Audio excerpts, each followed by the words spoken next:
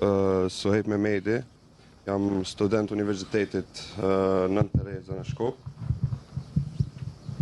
Ashtu jam edhe një nga organizatorët të protestave për zbatimin e gjuhës shqipe në gjithë institucionet në Shkup dhe për provimin e jurisprudencës. Kryeministër, frika më e madhe e popullit Maqedonas është se integrimi i Shqipërisë në Bashkimin Evropian. Për arsye se ne e dim, Bullgaria dhe Greqia kanë vënë veto për të hapë negociatat në një periudhë për Bashkimin Evropian. Nëse në një të ardhmen sa më të afërt, Shqipëria futet në Bashkimin Evropian, ju si kryeministër do i vendoni veto Maqedonisë së Veriut për të garantuar të gjitha të drejtat e shqiptarëve që ndodhemi atje. Shqipëria nuk ka veto për të vënë askujt dhe askund. Shqipëria ka të gjithë interesin që punët në Republikën Fshinjet Maqedonisë së Veriut të shkojnë fjoll, të shkojnë sa më mirë.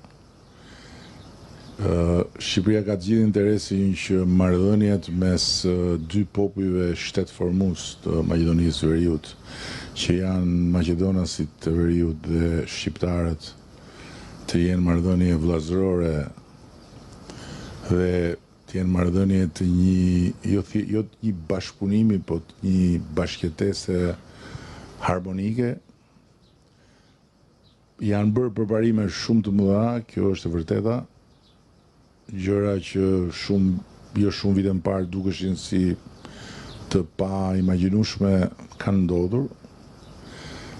Demokracia nuk është një shëtitje në një rrugë të shtruar, bulevard, është një rrugë që ka kthesa, që ka ngjitje, që ka zbritje, që ka momente vështirësish.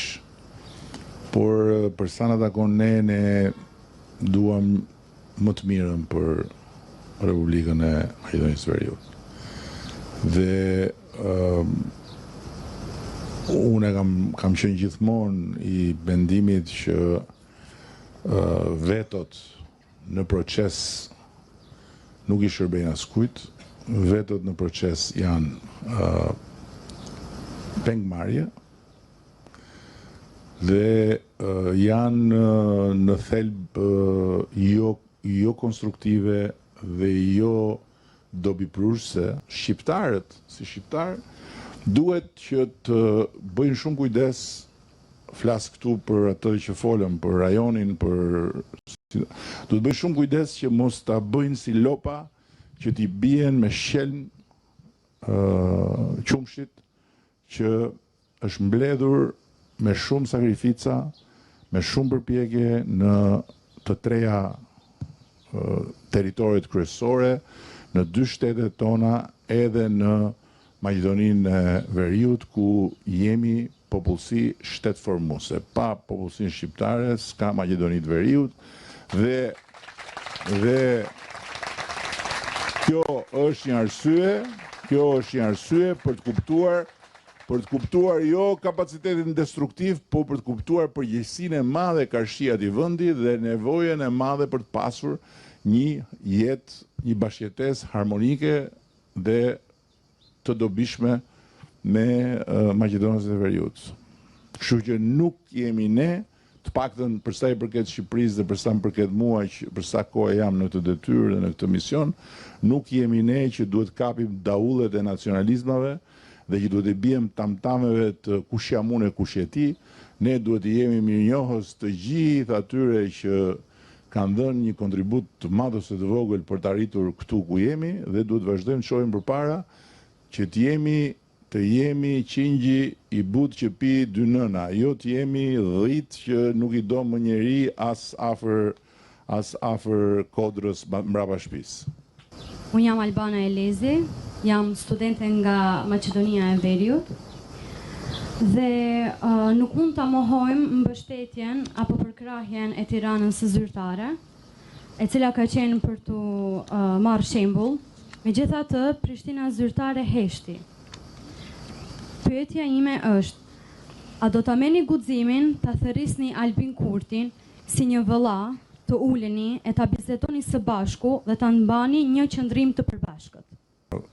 Unë qysh në kryet herës e kam pasur vijën time të kuqe. Unë nuk bëj babën e askujt që ka shpinë e vetë. Kosova ka kryeministrin e vetë, ka institucionet e veta, dhe ka pas një kohë përpara se sa unë bësha kryeministër kur nga Tirana i tregohej Kosovës se çfarë duhej me bë, edhe i shkohej në Shkupe në Tetov dhe i tregohej atyre atje se çfarë duhet me bë. Kanë qenë vite shumë brutale për nga vulgariteti i politikës së jashtme në tërësi dhe politikës rajonale në veçanti. Brutalisht ignorancë, që ka sjellë vetëm dëme. Është e vërtet që unë jam bërë sebeb, ose më saktë nuk jam bërë unë sebeb, por bashkarisht me të gjitha forcat politike në Maqedoni, kemi pasur një tryezë përpara formimit të qeverisë mbas zgjedhjeve, nuk e kujtoj eksakt tani vitin, ku unë thjesht kam lehtësuar uljen së bashku dhe komunikimin mes tyre. Ajo që u quajt Platforma e Tiranës, që në të vërtet ishte një dokument i dakordsuar mes të gjitha partive shqiptare në Maqedoni, për çfarë ata kishin përbashkët. Në mënyrë që cili do që do t'ju propozonte futjen në qeveri të mos bënte dot teknikën e njohur për çfarë dhe sundo.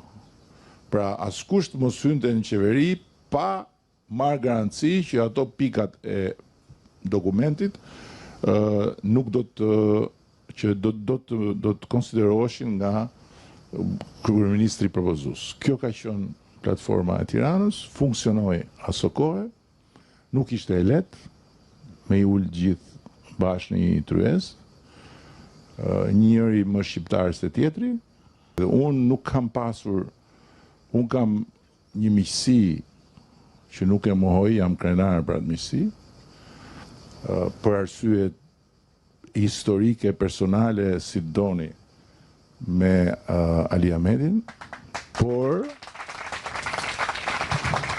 askush nuk thot dot dhe nuk mbështet dot me fakte që unë të kem ndërhyrë në njerë në fushat në Maqedoninë e Veriut, që unë të kem bërë në njerë në një gjë për të favorizuar njërin dhe për të sulmuar tjetrin, larg qoftë.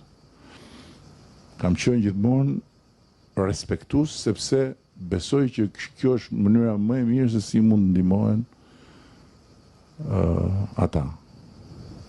Për sa i përket Kosovës, Kosova është shtet tjetër. Kosova nuk është një krahinë e Shqipërisë, në kuptimin nuk varet nga Shqipëria, është një shtet tjetër, ka institucionet e veta, kështu që unë Albinin gjithmonë e kam thënë e takoj me shumë kënaqësi se na ecën muhabeti shumë mirë kur takohemi, dhe bëjmë shumë humor me njëri tjetrin, po të kishte një kamera të shifte kur unë takohem me Albinin, do habite i gjithë dynjaja. Por nuk jemi në kushtet që unë t'i them hajde këtu ti, ai jo, kështu që kemi një respekt reciprok, por secili ka shtetin e vet, qeverinë e vet, mendjen e vet.